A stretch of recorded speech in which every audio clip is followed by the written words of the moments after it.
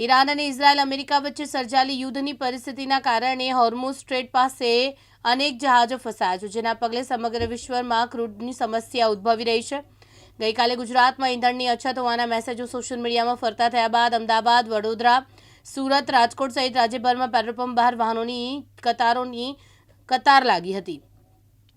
અફવાઓથી દૂર રહેવા ગઈકાલે નાયબ મુખ્યમંત્રીએ અપીલ કરી, જો કે આજે પણ કેટલાક પેટ્રોલ પંપો બહાર કતારો જોવા મળી રહી છે।